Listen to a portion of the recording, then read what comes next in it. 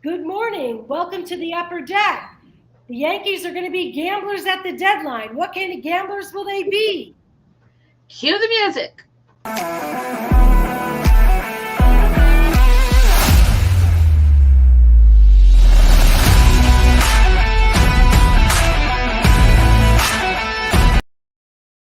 Good morning. Welcome to the upper deck for Pinstripe Chronicles. I'm Chris. That's Lynn.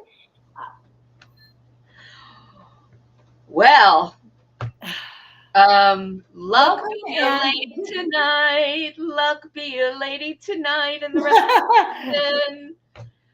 Hey, I'm thinking that the deadline is coming.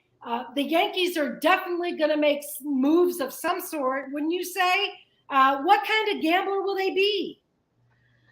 Well, every year we think, okay, this is the time. How could they not go out and make big deals with the embarrassment of a season we've had thus far?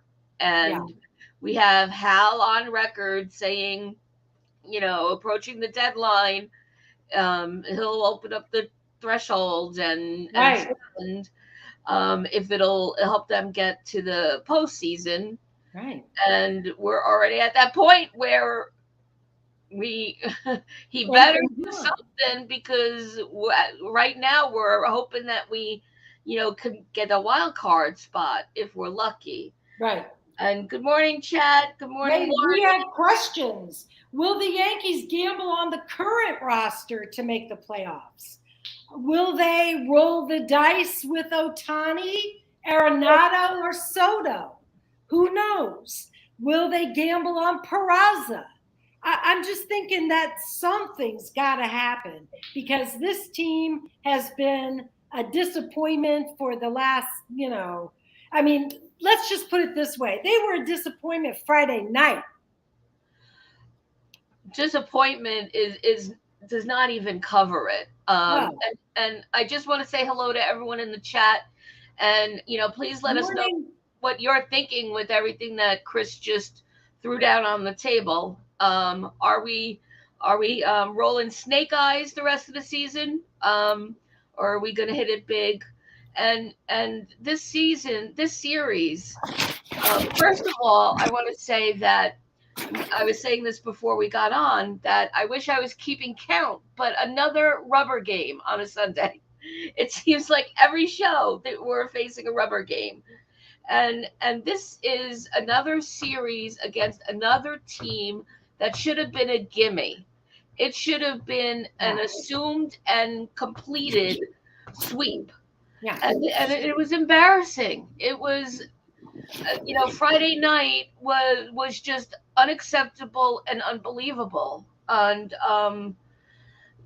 so thank goodness for last night, but, now today is the worry. And so, disappointment equals laughing stock. You're absolutely right. It is. We went into Coors Friday night, which is the best hitting ballpark in baseball, and we got 2 runs off a guy with a 6.40 ERA. It's a roster problem, don't you think?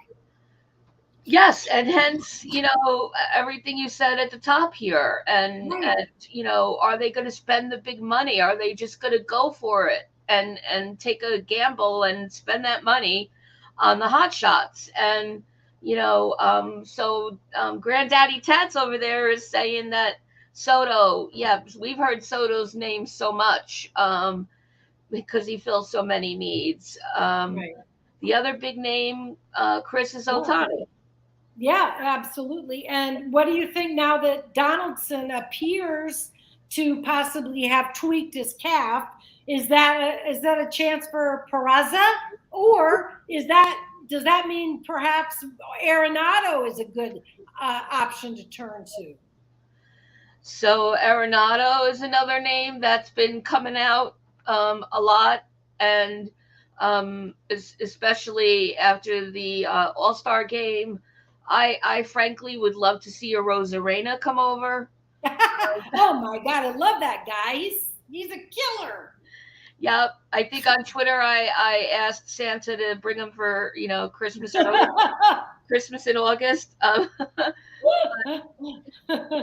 We have to be real.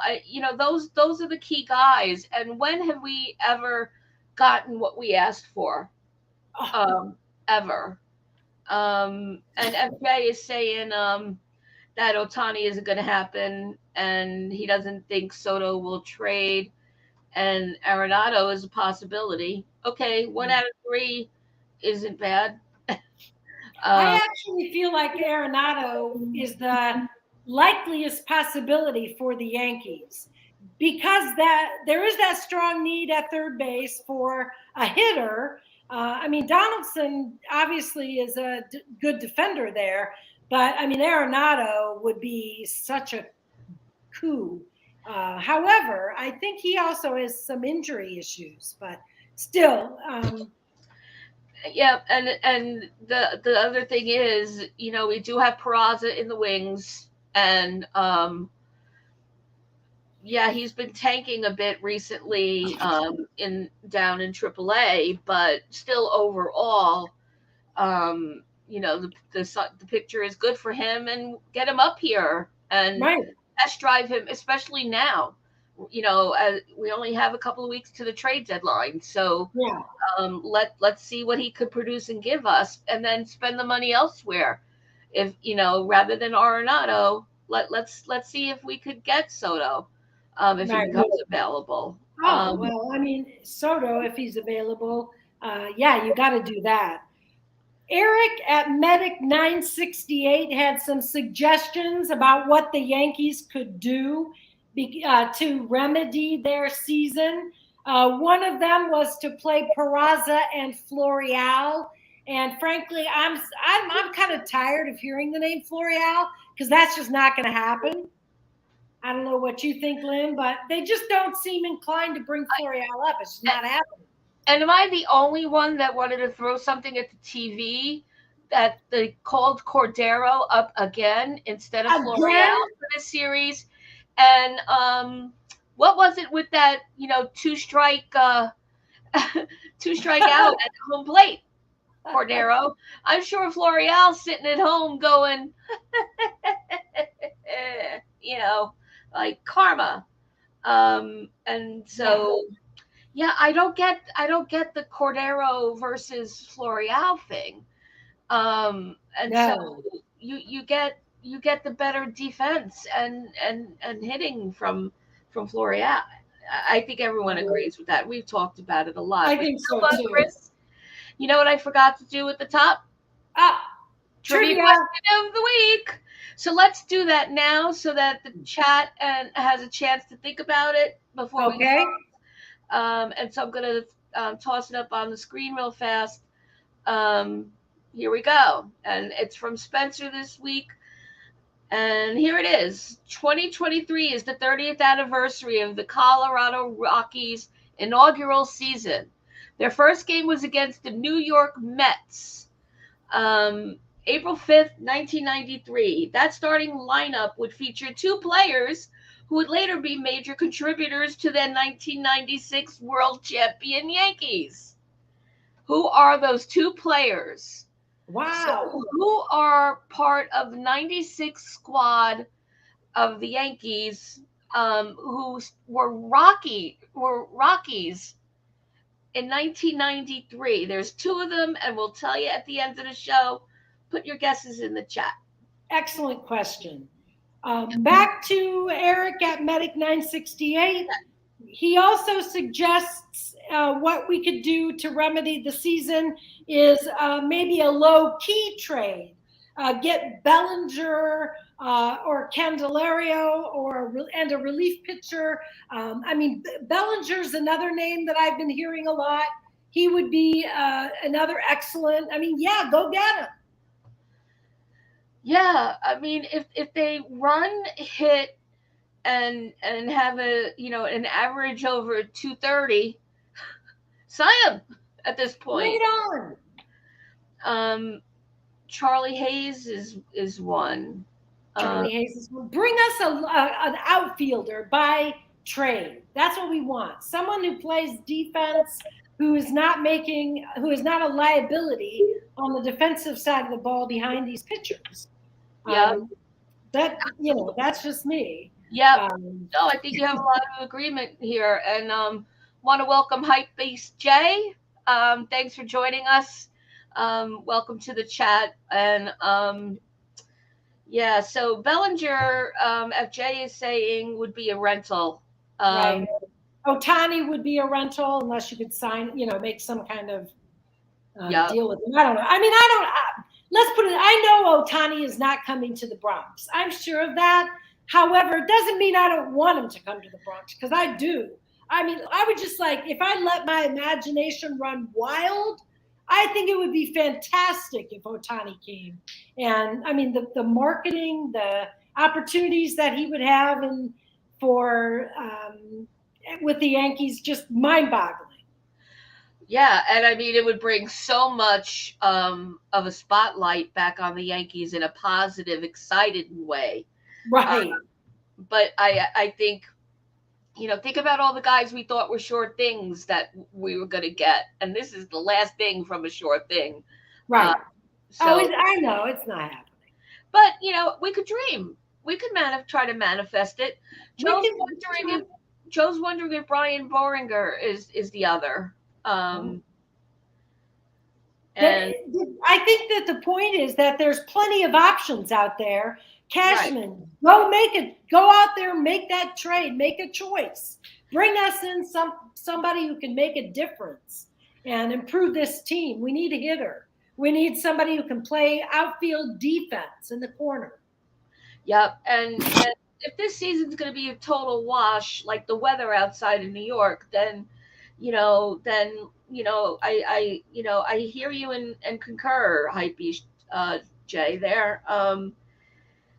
I think a rebuild is overdue, actually, not just at this point justified. We got to face it. We're an aging team, and right now we're wasting our prospects. That really. So we built a good farm, and there's plenty to pick from down there. But and then get rid of some of these big contracts. And bring in some fresh blood. And speaking of bringing some new, contracts, are we going to end up being sellers? I'd love to know what the chat feels about that. Yeah. The position that we're in now, what are we going to look like before the trade deadline? And is that the direction we're going to head? Is selling to make room to rebuild next year? Is the front office thinking, yeah, not worth it, we're sunk? And if I want to take Boone's presser last night as a sample size, where he couldn't have been more blasé about, we got time. There's plenty of baseball left, and we'll get there. We have a plan. We know what we're doing. Yeah. And in the same breath, we definitely got to get our act together. We know what we're doing, but we got to get better. Right. And we're fine. We're going to get there. Turn the page, take that page and do something with it that I won't make a suggestion about. And make it a page that says we made it to the championship and won the World Series. Yeah. And, hey, Karen, I agree. We're better decisions. Boone said, we don't have to go on some incredible run. We control it. And I seriously doubt that. I think we do need to go on an incredible run. And I don't think they do control it. If they could control it, would they have lost to the worst team, practically the worst team in baseball Friday night? Come on. I mean, Boone, where's the urgency? Let's win. Let's go out there, improve this team, and win some games. I was done 2 years ago with him, but now, I've hit it. I've had it so far up to here with him, and, the platitudes and the nonchalance is not exactly a confidence booster. No. And so I'm hoping that Sean Casey is the yang to, the yin Yes. of the team here, because certainly, all signs point to it in terms of everything that's been said about him, how respected he is, and Yeah. that he's so energetic. And if anyone saw his interview with Morakovitz Friday, I was telling Chris before the show, it was kind of like watching a Godzilla movie where, like, because he was talking so fast, it's like I was still trying to catch up on what he just said and process it, and he was moving on. I mean, he is just full of fire. And Lori pointed out, and it's right. He said there's tension in the clubhouse, and I would trust Casey's assessment on that. And so that can't be helping what's happening on the field at all. No. Hey, Jonathan, good morning. And there's one option that we didn't really, that you're just now touching on, and that is that the Yankees could decide, could just say, we're going to roll up the sidewalk on this season and prepare for the 2024 overhaul. Is there any chance that Boone gets fired? Is there any chance that happens if the Yankees don't make the playoffs, for example? Well, they just signed him to a new contract. Wow. So, right. That would be a different kind of buyer.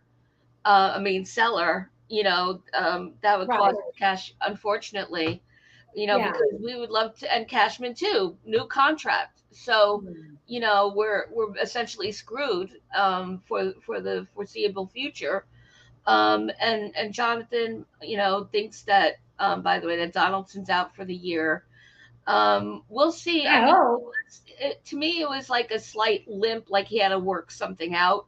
So I'm managing my expectations there, but I would love to see that Peraza got flown overnight on FedEx to Coors Field.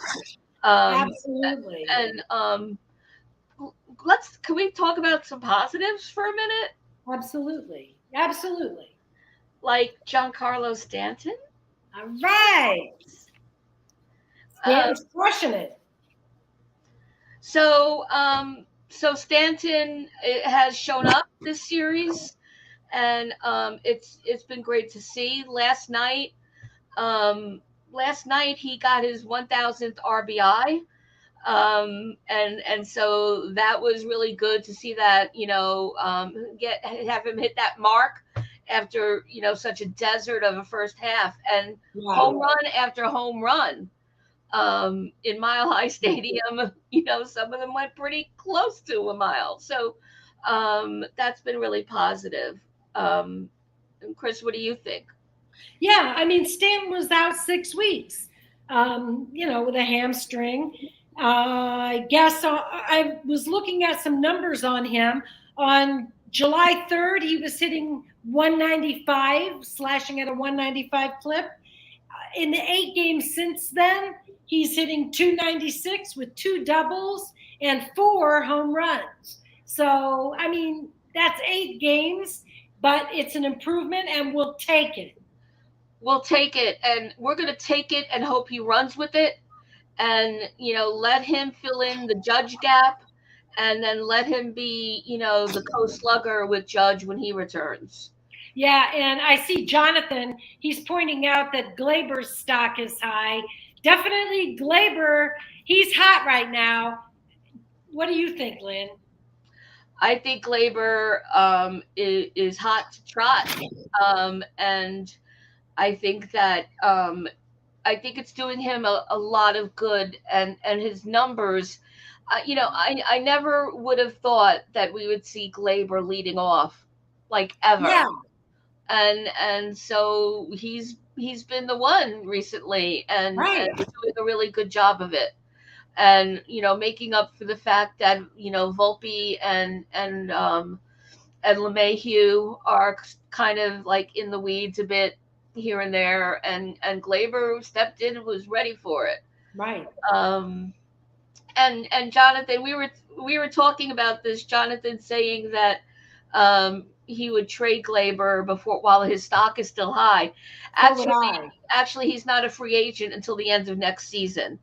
So hopefully, unless we become sellers, and Hal decides to buy out the last year and get him out, but at such a high current value, I don't know about that.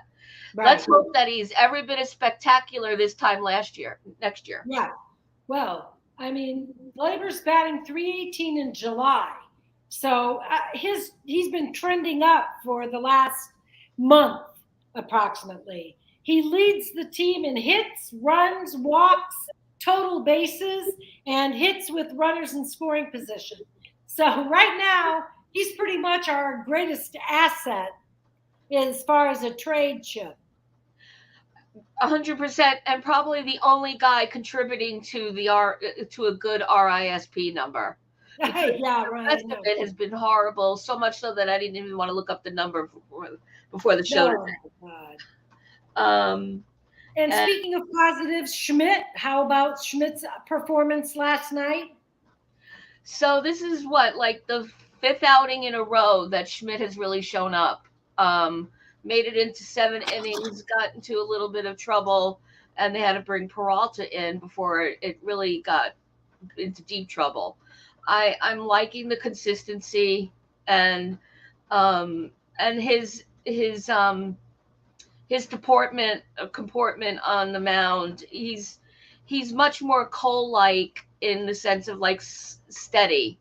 Cole does get into his head, but Cole has also been like more steady and not like overreacting and and so super intense that he's not really getting the job done, and it's working against him. Yeah. Hey, 161 River Ave, welcome. Good to see you. Thanks for joining. Yeah, Schmidt is strong right now. 10 starts in a row, giving up 3 runs or less. That's pretty good stuff. We need that, especially with Nestor down and Sevy not performing. Schmidt's really been consistent and solid in the last 8 starts. In the first 9 starts, 6.46 ERA. Last 8 starts, 2.38 ERA. He's really come on just when we need him. Yep, and to FJ's point, yeah, he's more confident, because he's been given the opportunity. Yeah. Just like I'm wondering, so Stanton has played right field this series. So going back to the hey, let him play more, maybe he'll bat better. Very small sample size, but I gotta push optimism wherever I can. And Tats is saying that his opinion of Schmidt has changed, and I'm with Tats on that. I think that and hey, Li, saw you come in. Good to see you. So it even poses the question. Yeah, Herman has the perfect game under his belt this season, but here's a question for the chat: when Cortez is back, and we have Rodon back already, and there becomes a decision point of Schmidt or Herman, who's it going to be? Because we started off the season with them, kind of rotating and being tried out. And we've had both of them for a while now, but that's not always going to be the case. Who would win that spot? And right, because on the one hand, Schmidt's been consistent, and Herman, while he's had the perfect game, he's not been consistent. He's had definitely his ups and downs. So there's an argument to be made both ways, for each pitcher. I think definitely for me, I would like to see Schmidt continue to improve. The perfect game is one of those things that happen once in a lifetime, obviously. It's like lightning striking. It's not going to happen again in his lifetime. And it's not necessarily the marker for, an ace, to your point. And so, and Joe, is pointing out, Schmidt needs to expand his arsenal a bit. And I guess Nelson and Coney, also said the same. And Yeah. I don't think Herman's arsenal is all that wide ranging either. But yeah, let's get a change up in there and get some, some variety there and surprise some more hitters. I don't want to forget to mention Judge. We're on the Judge watch. I personally am going to predict Judge is back for the Mets series. I know that's a week away, a little over a week away. He's been batting. He's been taking some light field. I don't think he's running much yet, but what do you guys think? Well, while the chat's responding, and by the way, one vote for Herman from Jay. And Jay, to be fair though, Schmidt wasn't who he is right now last postseason. That's true. So, with what we're looking at now, how would you answer that? But to your question, my concern is that Judge is, feeling pressure, not just on his ligament, but about the team and how they're doing, and a responsibility to get out there ASAP, Right. which concerns me because we need him for the haul.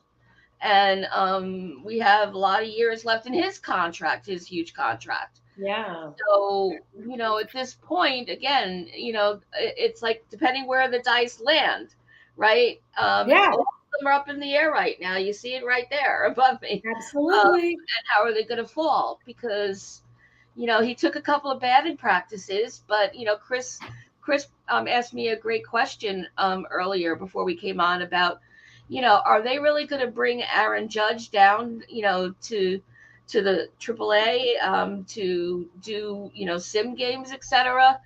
And I thought that was an excellent question because, or are they essentially going to, stick to the course, have him run batting practice, and see how it goes. He's been doing some runs in the field, etc. Will that be enough because he's Aaron Judge?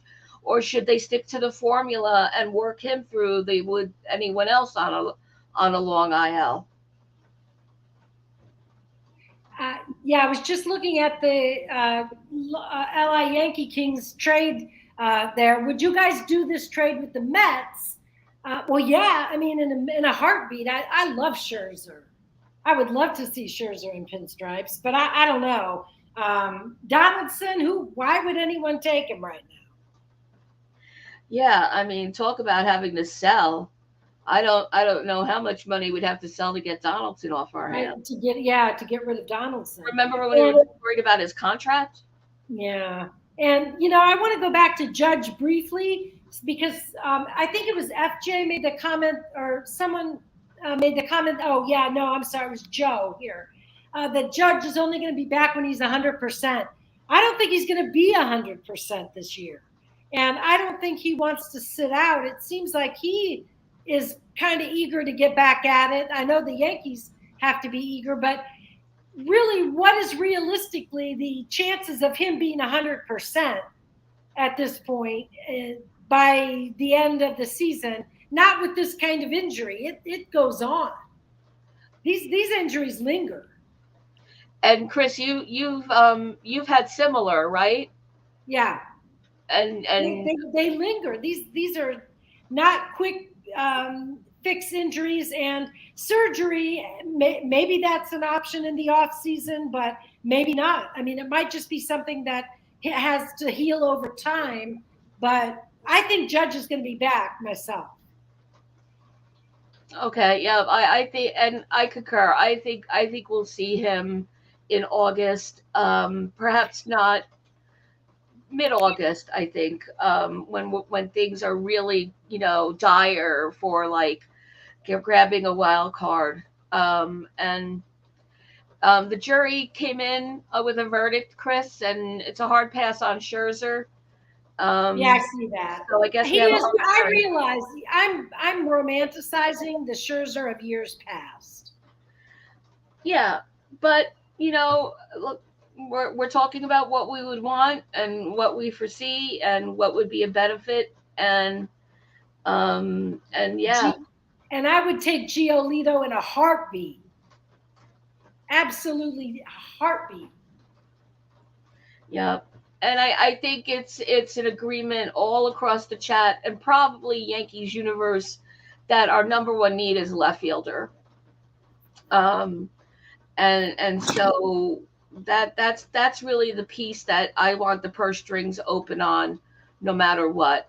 Yeah. Whatever it takes, buy out that contract and get us the full package of a left fielder. Yeah.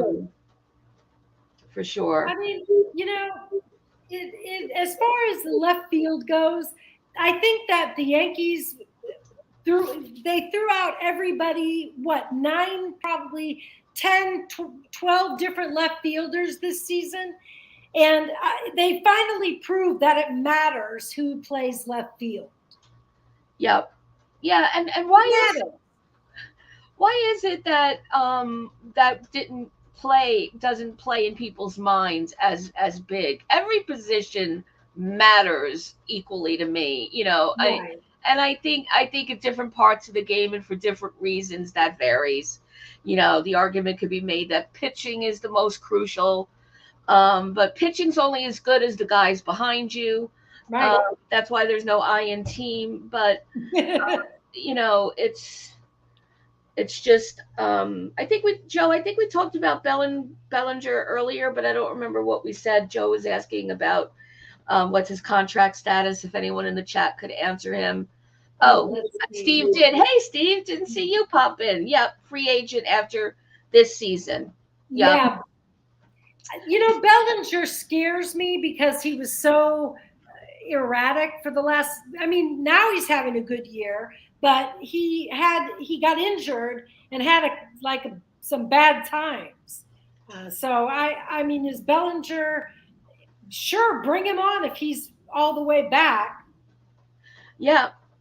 And as long as we're dreaming, and I don't know his contract status at all, give me Devers. Give me the Yankee killer and let him go kill the other teams for us. Right. So that's my dream sequence. That's my Ohtani for the show. Hey, I know you wanted to talk a little bit about some women in baseball. Yep. I never want to miss an opportunity to talk up about women in baseball. So next week, the 23rd, actually, when our next show, that's the day that Women in Baseball Week 23 will be kicking off.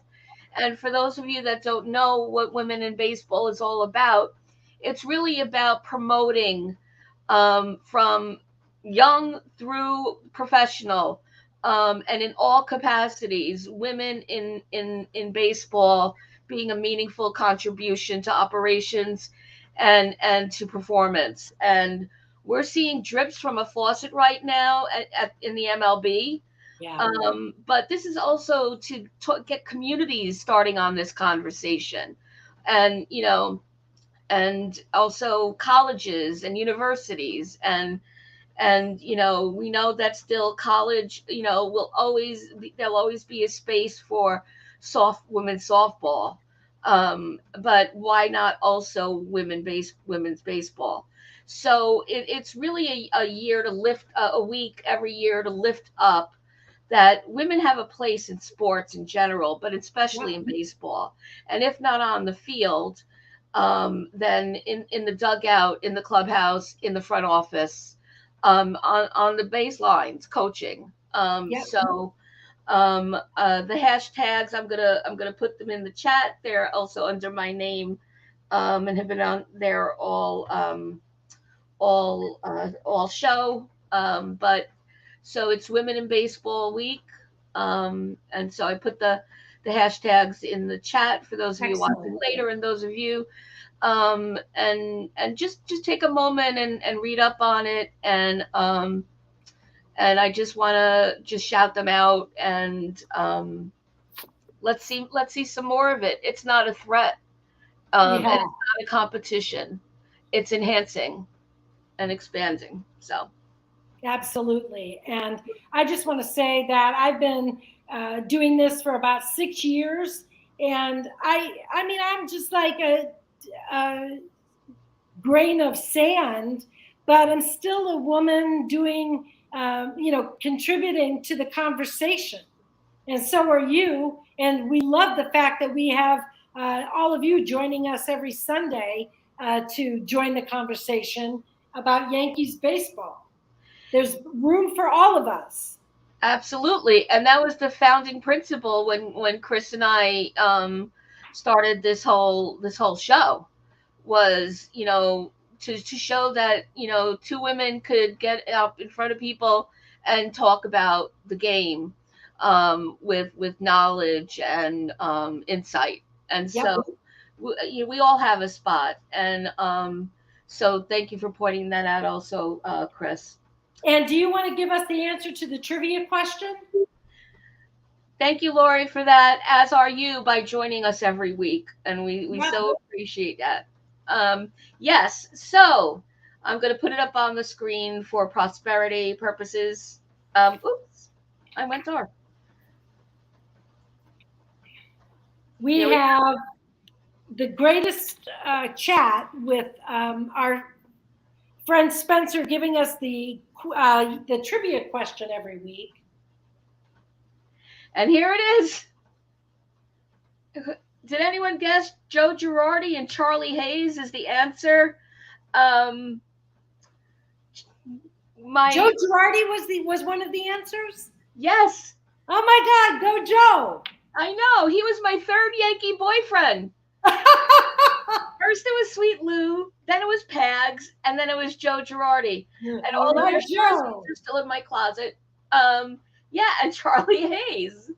So thanks, Spencer, for a good question, and it's fun to know that. And one last plug.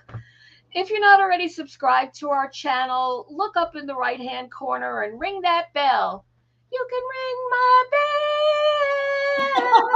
Ring my bell. And if you're not following us on Twitter, and you're on Twitter, at Stripe Chronicle, you have Chris and me. Our Twitter handles are right there for you. And on Facebook, follow us. Follow the Pinstripe Chronicles page on Facebook. All right. Thanks for joining us on this Sunday and every Sunday. And we look forward to the game today. The pitcher on the mound for Colorado has a 7.66 ERA. He's 0-4 on the year. Let's win. FJ, by now you might be getting the sense that if I have a song in my head, it's going to come out of my mouth. And so sorry for the disco moment. I'll try to avoid them moving forward. Try to damp that down. I started with the show tune. No one grieved about that, but okay. No disco. That's noted. Got it. And NFE's going to be at the game today. Bring us luck. I hope you're a Yankees fan. I'm assuming you are because you're in our chat. So please, we got to get that rubber game done. We cannot lose to the 327 average Rockies. No. First team in MLB.